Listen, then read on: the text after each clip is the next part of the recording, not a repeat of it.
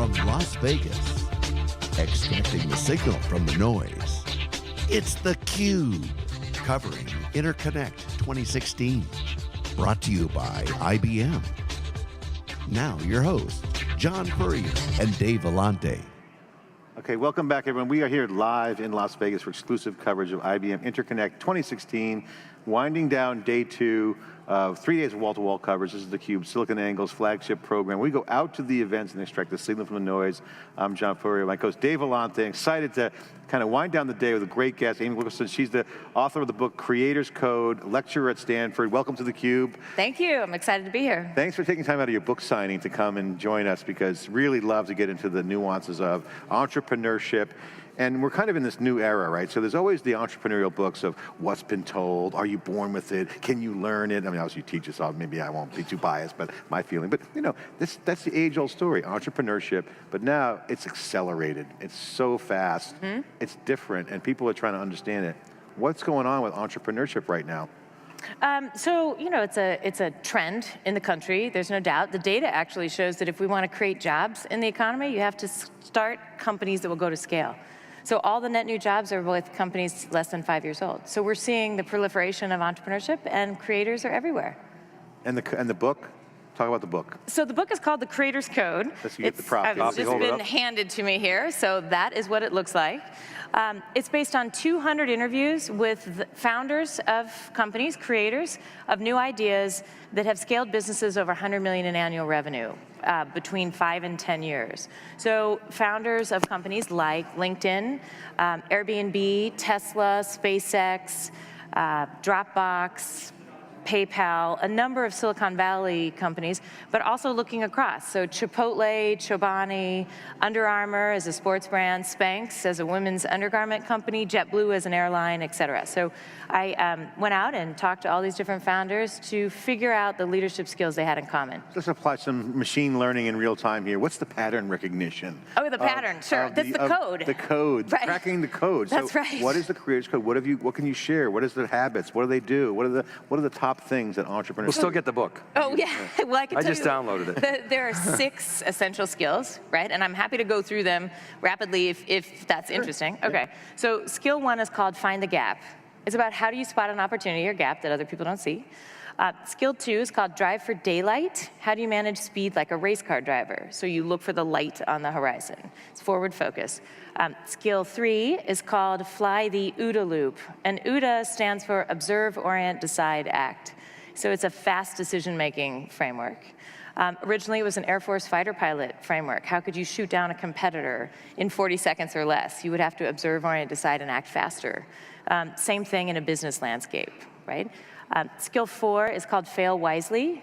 So this is about being smart and learning through setbacks and testing ideas. Skill 5 is called Network Minds. So this is like, how do you bring brain power to you? How do you harness cognitive diversity and get other people to help build on ideas to solve problems we haven't solved before? And then the 6th skill is called Gift Small Goods. And this is one of the ideas behind LinkedIn. We were talking about Reid Hoffman. The idea is a small good would be a small favor, a small kindness, a way to help a colleague. If you were generously gifting those forward, we used to say that it was morally right to be a nice guy or be a good colleague. Nice now it guys actually, finish, first. Well, so I just wrote a piece for Fortune called "Nice Guys Finish First, Not Last," because we used to say, "Oh, nice guys finish last," or you kind of get trampled on, or you get people in front of you.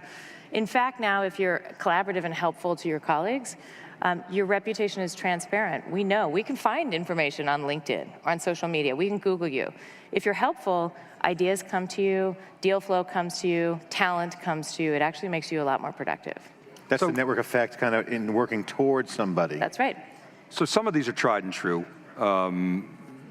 You know, the classic Napoleon Hill, power of positive thinking, actually is not in here, which, interestingly enough. I don't know if it's explicit, paying it forward, but the pieces that are really new are the speed. I mean, that has changed. Talk more about that. What did you learn, and why is that? So certainly technology is speeding everything up. So one of these skills is called Fly the OODA Loop, this observe, orient, decide, act framework. And the PayPal team is a great example of you have to observe things that other people won't see. There's a lot of academic literature here about alertness, where people will catch something out of the corner of their eye, but often we're in our routine and you dismiss it. So you might experience something, but you completely ignore. The difference is you have to observe quickly. You have to orient quickly and make a decision quickly and then take an action. If you can do that, the PayPal team did it 6 times. So in 18 months, that company was 6 different things. They sold to eBay. The more interesting concept here is that the original 12 people at PayPal, they go on to start the whole next wave of the internet. And it's when the tech bubble burst in 2002. I was coming out of Stanford Business School at the time. It was doom and gloom in the Valley. Yeah. People just thought technology was Nuclear over. winter, as they say. Oh, it was terrible, right? That team goes on to start LinkedIn, YouTube, Yelp, Yammer, Slide, Tesla, Dig, Genie. They've put the first money behind Facebook, and the list goes on and on.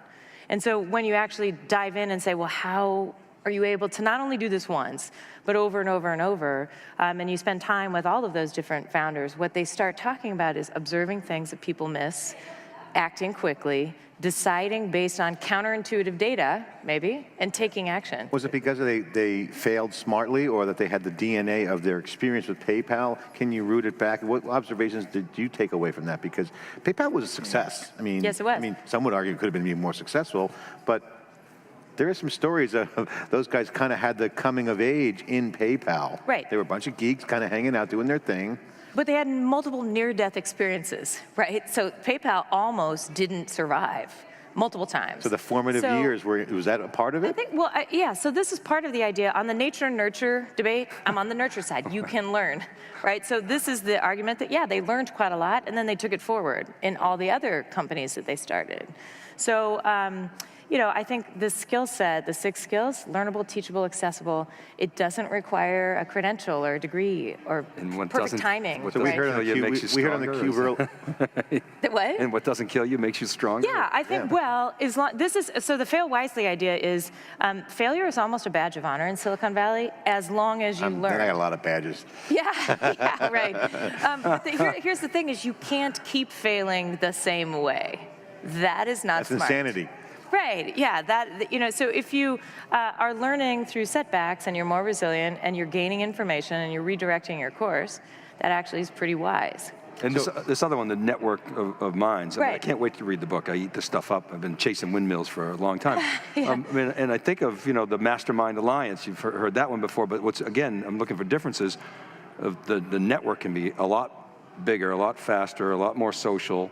That's right. What can you tell us about how that's sort of changed, that network effect? So the idea of getting other brain power to help you solve problems, we can do it online and we can do it offline. And so now there's a company in this book called Innocentive, and they are sourcing different seekers and solvers to solve problems. And what Alf Bingham likes to say, who's the founder of Innocentive, is you can find the teenager in Romania who can solve your scientific problem. You can be sitting in California, you can be sitting in Las Vegas. If you can put out a problem and define it specifically and set criteria around it, you can harness the brain power of people who are very, very far away. That's new, that's totally different, and it's fast. If you it's do it well, instrumented too. You can address, it's addressable people. It's real-time communication with the way the web works now. That's right. Global, the world's flat, if you will. Right, that's right. Economics. Well, we heard a phrase in the Cube earlier this morning from a guest, and it was talking about another topic, but the word paranoid and self-aware came up. So I could think of Andy Grove's book, sure. Paranoid Survive, and being self-aware, which is kind of this new thesis of, hey, be aware and observe. Alert, right. So talk about those dynamics, because that's kind of back to your observational thing. Paranoid people were like, oh my God, I'm a competitor, am I going to get shot down?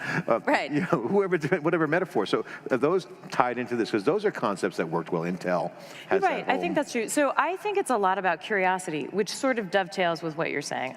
Paranoia, I'm not so sure. I mean, I think that the that has been a mantra that a lot of people have thought about. That just is to stay alert and stay on your feet.